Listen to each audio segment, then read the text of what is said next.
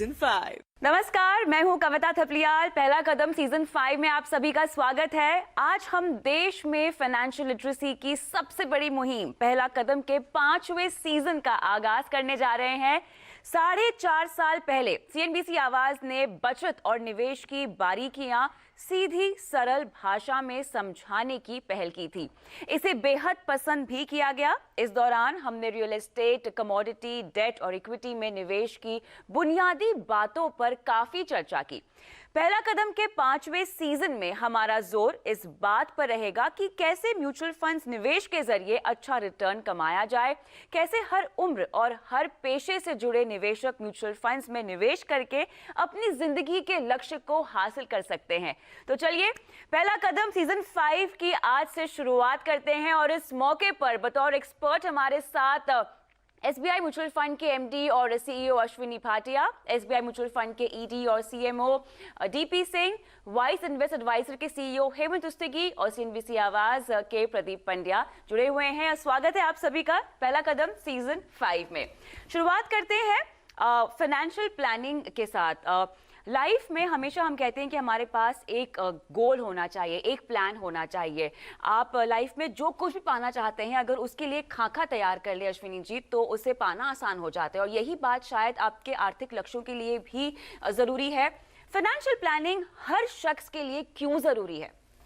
देखिए, ये तो आपको शुरू से ही सोचना है और गोल्स आपके शॉर्ट टर्म होंगे, लॉन्ग टर्म होंगे। बिल्कुल। शॉर्ट टर्म में आपने छुट्टी पे जाना है, आपने बच्चों को स्कूल भेजना है, आपने घर खरीदना है, कार खरीदनी है। लॉन्ग टर्म के बारे में लोग कम सोचते हैं क्योंकि वो समझते ही नहीं है कि कभी रिटायर होंगे, 80 साल के होंगे, 90 साल के लिए होंगे। लेकिन आज के दिन जिस तरह से टेक्नोलॉजी चेंज हो रही है, जिस तरह से हमारे स्टैंडर्ड्स बदल रहे हैं, जिस तरह से हम रह रहे हैं ज़िंदगी में, सब कुछ बदलता जा रहा है। राइट। तो जितना आप लॉन्ग टर्म के बारे में पहले सोचे उतना अच्छा है। सो पहला रूल तो बड़ा सिंपल है और बहुत सरल है कि सेव फर्स्ट स्पेंड लेटर, है ना। आपका लक्ष्य क्या है ये तो आपको शुरू से ही पता होना चाहिए। तो लक्ष्य भी बदलते जाते हैं। 20 साल पहले आपने सोचा होगा कि शायद आप 75 साल या 80 साल तक रहेंगे।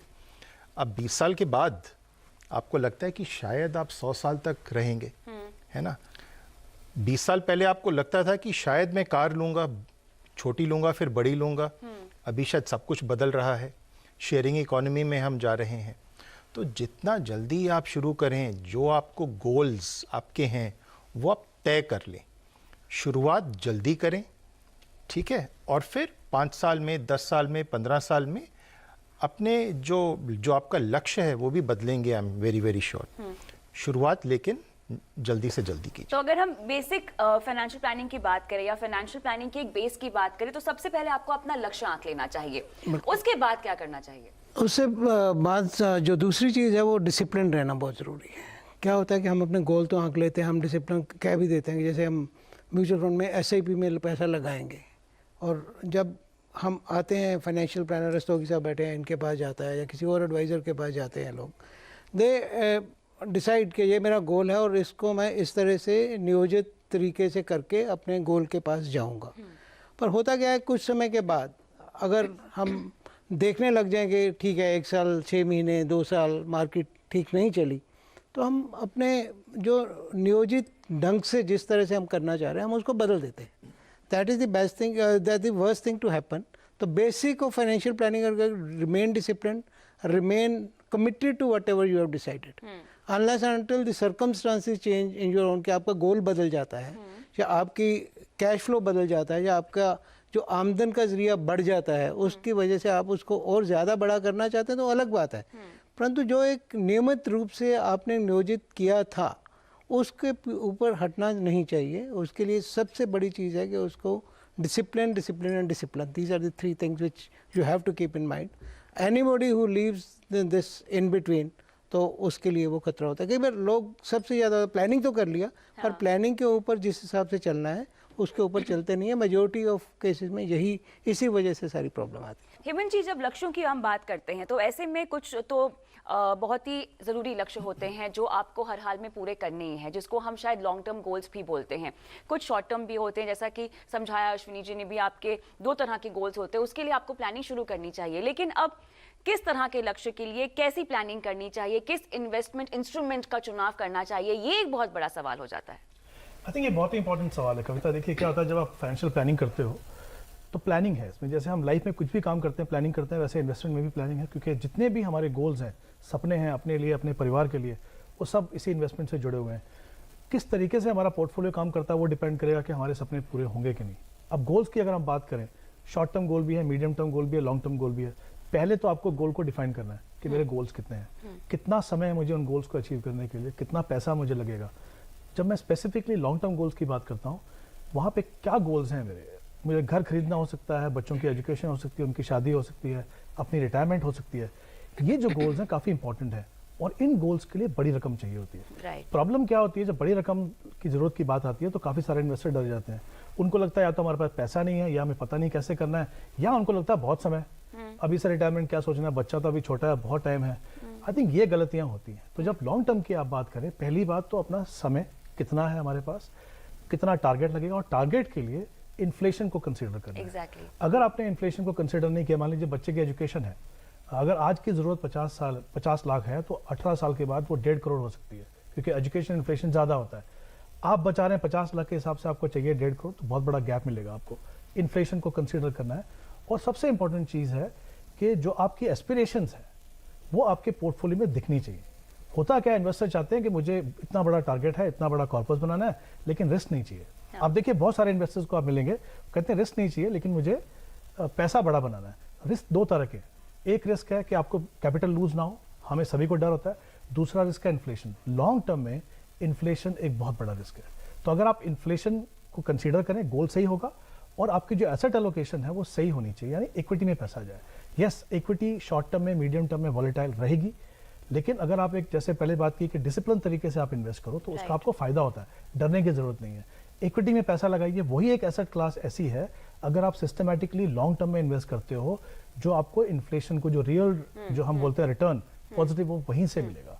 तो गोल डिफाइन करो, इन्फ्लेशन को कंसीडर करो, सही एसेट क्लास हो, और जो आपका जो पोर्टफोलियो है वो आपके एस्पिरेशन से मैच करना चाहिए, वहाँ पे गैप नहीं होना चाहिए। बिल्कुल। और इसी बात को, क्योंकि प्रदीप, हम पहला कदम के जरिए हर एसेट क्लास का महत्व दर्शकों को समझा चुके हैं। अब क्योंकि हम पोर्टफोलियो प्लानिंग की बात कर रहे हैं, लक्ष्य को आंकने की बात कर रहे हैं, इक्विटी का जिक्र किया हेमंत जी ने, कैसे हम मिक्स ऑफ एसेट एलोकेशन के जरिए अपने लक्ष्यों को हासिल कर सकते हैं? देखिए, जो अश्विनी जी भी कह रहे थे कि आपको अंदाजा नहीं होता, बहुत ही कम दूरी तक देख पाते हैं। आपका जो रीसेंट एक्सपीरियंस होता है उसको हम रीसेंसी बायस कहते हैं, वो आपके ऊपर हावी होता है। अगर आज आप कोई प्लान कर रहे हैं तो आप सोचेंगे पिछले 2-3 साल में आपका जो एक्सपीरियंस है उसके हिसाब से आप अगले 30 साल की प्लानिंग कर लें। लेकिन सबसे ज़रूरी बात जो आपने एसेट एलोकेशन की कही है, मेरा ये मानना है कि हर एक एसेट का एक लंबा साइकिल होता है। चाहे आप गोल्ड लें, चाहे आप रियल एस्टेट लें, और फिर आप इक्विटी लें, और इक्विटी में भी आप लार्ज कैप और मिड कैप या स्मॉल कैप के साथ अपना जो एक्सपीरियंस देखेंगे उसके भी अलग अलग साइकिल होते हैं। तो ये बहुत ज़रूरी है कि जब आप वाकई में सीरियसली प्लान कर रहे हैं उस समय आप रीसेंसी बायस को किनारे रखें और आप वाकई में पीछे 20 साल पीछे तक जाएं, देखें कि किस तरह का अनुभव है किस एसेट क्लास का इस समय। जबकि लोग ये मान के चल रहे हैं कि रियल एस्टेट में तो पैसे लगाने ही नहीं चाहिए जी, हो सकता है कि वो सबसे अच्छा समय हो कि आप रियल एस्टेट की प्लानिंग अपनी शुरू कर दें। और इस समय लोग ये कह रहे हैं कि स्मॉल कैप मिड कैप में पैसे नहीं लगाने चाहिए, तो हो सकता है कि सबसे अच्छा समय हो जब आपको उसी एसेट क्लास में पैसे लगाने चाहिए। तो हर एक एसेट क्लास की अलग अलग साइकिल है, और हालांकि हम बार बार ये बात करते हैं तो थोड़ा सा लोगों को लगता है कि एक ही बात बार बार क्यों दोहराते हैं, लेकिन ये एसेट एलोकेशन का एहसास आपको आज नहीं होगा, आपको ये एहसास उस दिन होगा जब आप रिटायर हो रहे होंगे, जिस दिन आप इस पैसे का इस्तेमाल कर रहे होंगे, जब आपने ये कॉर्पस एक जगह पे रखा होगा, और उस वक्त आपको ये रियलाइज़ होगा कि जो आपने बिल्कुल एसेट क्लास को तवज्जो नहीं दी थी उसने आपको सबसे अच्छा रिटर्न दे दिया। या जिस समय आप वाकई में मुश्किल में थे और सारे मार्केट्स डाउन थे, दरअसल उस समय आपने अपना गोल्ड लिक्विडेट करके अपनी उस समय की ज़रूरत को पूरा किया, जब आपको अर्जेंटली कोई अपने बच्चे को हायर एजुकेशन की फंडिंग करनी थी, या आपको खुद अपनी कोई हेल्थ की इशू की वजह से बड़ा खर्चा आया। तो ये कभी भी आप आप ना सोचें कि एक एसेट क्लास बहुत अच्छा है और एक बुरा है, और उसका ये जो लॉन्ग टर्म का ट्रेंड है उसको देख करके आप पैसे लगाएं। एसेट एलोकेशन बेहद ज़रूरी है, कंपलसरी है, और कई बार लोग अपने दिमाग का इस्तेमाल करते हैं। जब हम बहुत रिसर्च करते हैं तो हमारा ये व्यू बन जाता है कि किसी एक एसेट क्लास में बहुत ज़्यादा कोई ज़रूरत नहीं है इसमें पैसे लगाने की।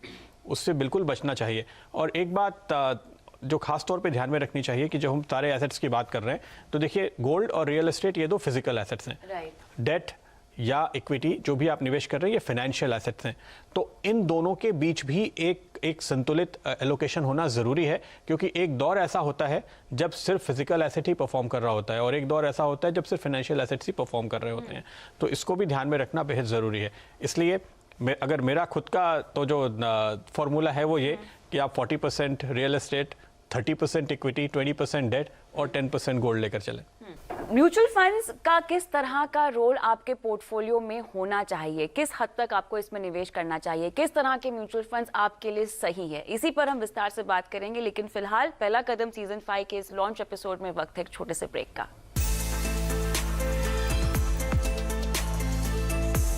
SBI Mutual Fund presents CNBC.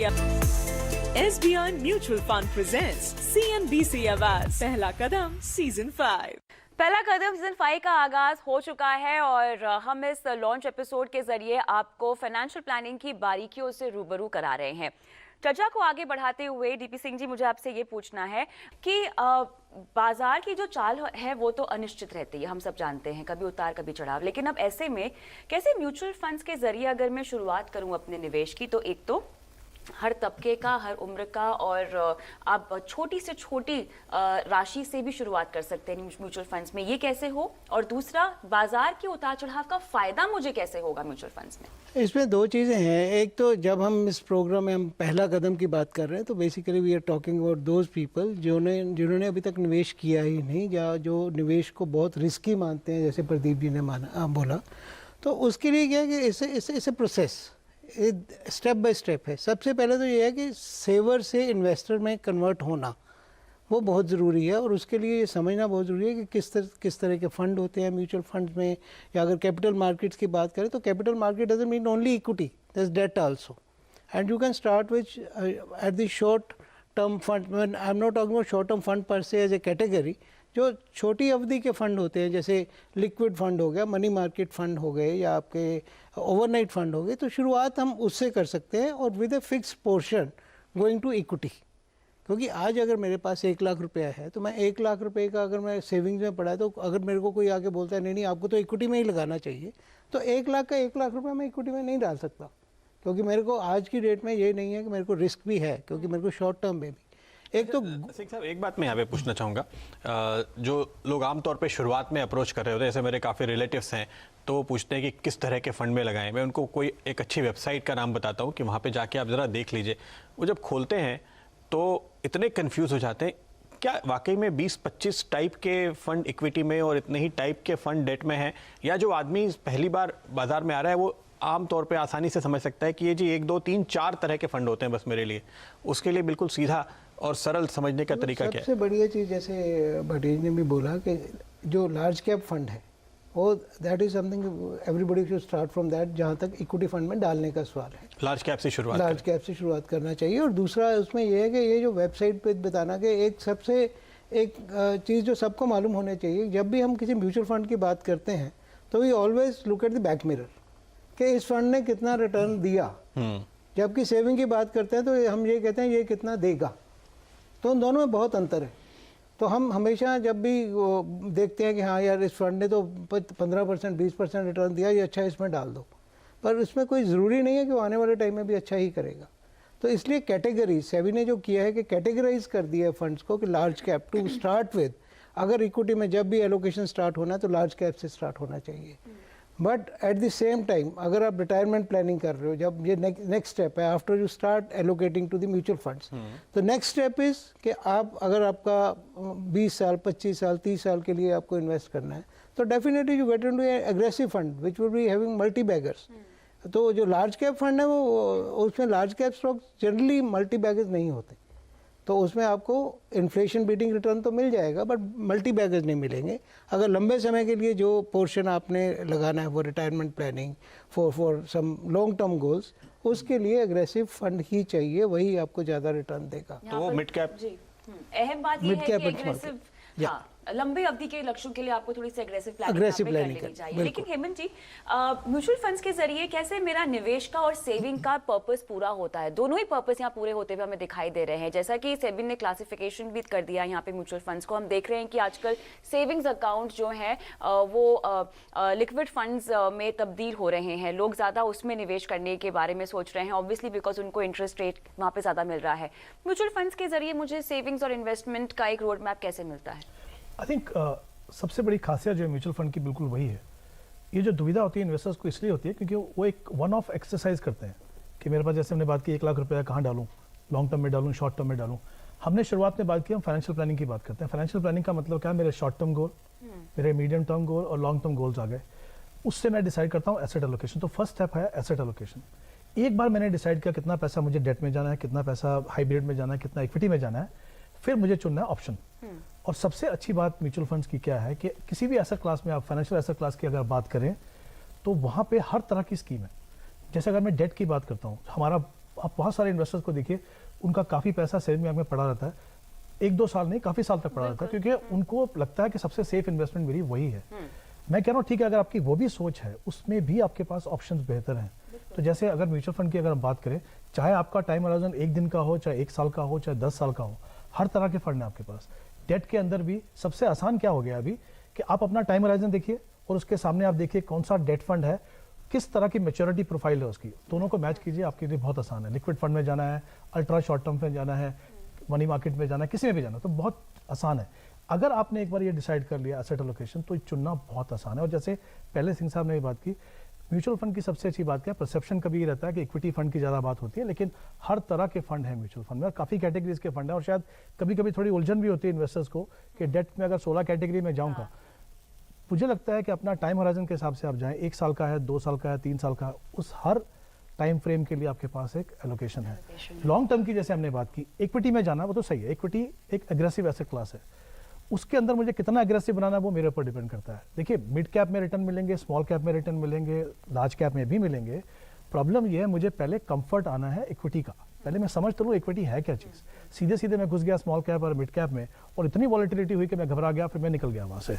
दूसरी बात, सबसे अच्छा फ़ायदा ये होता है जब आप टाइम होराइजन बनाते हो ना, अगर मेरा रिटायरमेंट मान लीजिए 20 साल दूर है, मुझे पता है 20 साल का समय है, मुझे फॉलो, इसको मेरे को इन्वेस्ट भी करना है और मुझे 20 साल वेट कर सकता हूँ। आज की वॉलेटिलिटी से मैं डरूंगा नहीं। सबसे बड़ी प्रॉब्लम क्या होती है, लोग जब निकल जाते हैं वहाँ से, या तो एसेट क्लास में रहेंगे या तो निकल जाएंगे। उससे बेहतर तो ये है कि आप टाइम होराइजन रखिए, इन्वेस्टमेंट करते रहिए। आपको पता है 20 साल दूर है मेरी रिटायरमेंट, तो आपको घबराना क्यों? और आपको सिस्टमेटिकली इन्वेस्ट कर रहे हो तो आपको वैसे भी एवरेजिंग का फायदा हो रहा है। तो आई थिंक एक सिंपल सा प्रोसेस है, अगर आप एक डिसिप्लिन तरीके से इन्वेस्ट करो। और म्यूचुअल फंड की सबसे बड़ी खासियत वही है, जैसे मैंने कहा, आप कैसे भी इन्वेस्टर हो, चाहे आप नए इन्वेस्टर हो, चाहे आप बहुत ही एक्सपीरियंस इन्वेस्टर हो, देखिए हर तरह के फंड है इक्विटी में, सेक्टर फंड भी हैं, थीमेटिक फंड भी हैं, अगर आप समझते हैं तो। नहीं समझते हैं तो जैसे हमने बात की, लार्ज कैप से शुरुआत कीजिए, पहले एसेट क्लास से कंफर्ट लाइए, उसके बाद एक्सपेरिमेंट जो करने हैं वो कीजिए। प्रदीप, अगर जी सर कहना चाहूँगा जी, देखिए, जो किसी भी निवेशक का जो इंट्रोडक्शन होता है फाइनेंशियल प्रोडक्ट्स में, वो बैंकिंग से होता है। तो बैंकिंग में कौन से प्रोडक्ट्स हैं? Savings bank current account, recurring deposit, fixed deposit और पीपीएफ। और हम समझते हैं कि बैंक और म्यूचुअल फंड कॉम्प्लीमेंट्री हैं बिल्कुल। सेविंग्स और करंट की जगह आपके पास लिक्विड मनी मार्केट फंड्स हैं, आरडी की जगह आपके पास सिप हैं, फिक्स्ड डिपॉजिट्स की जगह आपके पास ओपन एंडेड स्कीम्स और एफएमपीज हैं, और पीपीएफ की जगह ईएलएसएस जो इक्विटी लिंक स्कीम है। तो जैसे ही आपने बताया है, अगर आपके पास 1 लाख रुपए हैं तो आप एलोकेट कर सकते हैं बड़े आराम से। और मेरे जो एक्सपीरियंस है, जो मुझे अभी, ये मैं बता सकता हूँ कि बैंकिंग प्रोडक्ट्स के हिसाब से यहाँ पे आपको कहीं ज़्यादा रिटर्न्स मिलेंगे। ओके प्रदीप, लेकिन अक्सर कंफ्यूजन ये होता है कि मेरे पास अगर पोर्टफोलियो में शेयर्स पड़े हैं तो मैं म्यूचुअल फंड में क्यों निवेश करूं? तो यहाँ पर म्यूचुअल फंड्स का फायदा मुझे कैसे होगा ज़्यादा शेयर्स में निवेश करने के मुकाबले? तो अगर आप खुद डॉक्टर हैं तो शायद आपको डॉक्टर के पास जाने की ज़रूरत नहीं है, आप अपना इलाज खुद कर सकते हैं। लेकिन मैंने तो देखा है कि बड़े डॉक्टर्स भी अक्सर अपना इलाज कराने के लिए दूसरे डॉक्टर के पास जाते हैं क्योंकि वो थोड़ा सा इमोशनली बायस हो जाते हैं। तो ऐसे ही आपके पास जो शेयर होते हैं आप उनके साथ थोड़ा बायस हो जाते हैं। लेकिन असल बात यह है कि अगर आपके पास ये काबिलियत है कि आप भाटिया साहब के फंड मैनेजर से कहीं अच्छा रिटर्न दे सकते हैं तो आप खुशी से अपना पोर्टफोलियो मैनेज कीजिए। या आपके पास ऐसे पीएमएस मैनेजर हैं जो आपको उससे बीट करके रिटर्न साल दर साल दे सकते हैं तो आप खुशी से कीजिए। लेकिन इस समय जो जिस तरह का माहौल है, एक बात बहुत ज़रूरी है कि आप सेल्फ डिसीजन, शेयर तो छोड़िए, म्यूचुअल फंड के लिए भी, अपनी ओवरऑल फाइनेंशियल प्लानिंग के लिए भी खुद से डिसीजन ना लें। यही आपकी फाइनेंशियल सेहत के लिए अच्छा है। आज की तारीख में आपको एक फाइनेंशियल प्लानर होना बेहद ज़रूरी है, जो कि मैंने पहले भी कहा था, क्योंकि फाइनेंशियल प्लानर या एक एक्सपर्ट के पास ही वो 10 साल 20 साल का एक्सपीरियंस और पर्सपेक्टिव होता है जो आपके पास नहीं होता। तो अगर आप ये चाहते हैं कि आप अपनी 30-40 साल की वर्किंग लाइफ के दौरान सही वक्त पे सही एसेट क्लास में सही एलोकेशन के साथ निवेश करते रहें और आप इतना रिटर्न कमाएं ताकि आप एक आराम से अपनी ज़िंदगी जिए और आपको जब भी पैसे की ज़रूरत हो आपको मिलती रहे, तो एक एक्सपर्ट का होना वहाँ पे बेहद ज़रूरी है। जहाँ तक रही बात की क्या आप फंड को दरअसल बीट करके उससे बेहतर रिटर्न कमा सकते हैं, तो यहाँ पर ये बात ध्यान में रखने वाली है कि आप प्रोफेशनल के साथ कम्पीट कर रहे हैं। आप एक फंड मैनेजर के साथ कम्पीट कर रहे हैं जो 24 घंटे वही काम कर रहे हैं। और आप अगर खुद ट्रेडर हैं तो बात अलग है, लेकिन अगर आप एक डॉक्टर हैं, एक इंजीनियर हैं, एक लॉयर हैं, एक प्रोफेशनल हैं, एक आईएएस हैं, एक प्रोफेसर हैं, कुछ भी हैं, तो आपके पास एक डे जॉब है और उसके बाद आप बचे खुचे समय में शायद कोशिश करते हैं सीखने और समझने की, तो जाहिर है कि आप कभी भी एक प्रोफेशनल नहीं हो सकते। आई थिंक एक एस्पेक्ट और है यहाँ पे, बिल्कुल जैसे प्रदीप ने अच्छे से समझा दिया उसको, एक टैक्सेशन का भी एस्पेक्ट है, इंपॉर्टेंट है यहाँ पे। देखिए टैक्सेशन दोनों में सेम है, चाहे आप डायरेक्टली इन्वेस्ट करें चाहे म्यूचुअल फंड में इन्वेस्ट करें। फ़र्क क्या है, अगर आप किसी पीएमएस को पैसा देते हैं या खुद से मैनेज करते हैं, अगर आपने साल के बीच में कुछ भी अगर ट्रांजैक्शन किया, बेचा या खरीदा, तो आपके ऊपर शॉर्ट टर्म कैपिटल गेन आता है। म्यूचुअल फंड में फंड मैनेजर आपके ब्याह पे डिसीजन ले रहा है, आपके ऊपर टैक्सेशन तभी आता है जब आप ट्रांजैक्ट करेंगे। वो चाहे एक बार खरीदें, 2 बार खरीदें, कुछ भी करें, उनको टैक्स नहीं लगता। आपको टैक्स तभी लगेगा जब आप ट्रांजैक्शन करोगे। तो I think taxation point of view से सेम रेट होने के बावजूद आई थिंक एक म्यूचुअल फंड के थ्रू आप इन्वेस्ट करते हैं तो उसका फायदा होता है। जब हम रिटायरमेंट प्लानिंग की बात करते हैं तो हम सिर्फ ये रिटायरमेंट प्लानिंग की बात कर रहे हैं कि आप रिटायर होने वाले हो। There is a very very big niche, बहुत बड़ा एक हिस्सा है जो बंदे रिटायर हो गए हैं, जो होने वाले हैं, वो फाइनेंशियल प्लानिंग क्या करें। उनका फाइनेंशियल प्लानिंग करने का एक नज़रिया बिल्कुल अलग है कि कैसे जो उनके पास आया है, they have to be put in different buckets, कि उनको पैसे अगर 1 करोड़ 2 करोड़ मिल गया है तो उसमें से उसका कैश फ्लो मैनेजमेंट कैसा हो, उसका टैक्सेशन के बारे में कैसा देखा जाए और किस तरह की एसेट क्लास में उसका पैसा लगाया जाए ताकि उनके पास कंटिन्यूसली पैसा वापस भी आता रहे। It's not only, we are talking only about investment कि you acquire and you keep on putting money in a disciplined manner. How to get money back in a disciplined manner, in such a manner that कि इसमें tax efficiency भी रहे, इसमें आपका cash flow भी बना रहे और आपका कैपिटल भी ज़्यादा से ज़्यादा हद तक तो मुझे लगता है अपने आप में एक डिटेल्ड एस्पेक्ट है। ब्रेक के बाद एग्जैक्टली ब्रेक के बाद बात करेंगे। और रिटायरमेंट ही क्यों, हम हर अहम लक्ष्य पर आपको बताएंगे किस तरह की रणनीति आपको अपनानी चाहिए। और क्योंकि हमने टैक्सेशन का जिक्र अभी कर ही लिया है तो इस पर विस्तार से बात करेंगे कि कैसे आपको यहाँ पर ज़्यादा फायदा हो सकता है। म्यूचुअल फंड में निवेश करने के लिए भी आपके ऊपर कितना खर्च पड़ेगा, इस पर भी हमें चर्चा करनी है, लेकिन ये सब कुछ ब्रेक के बाद।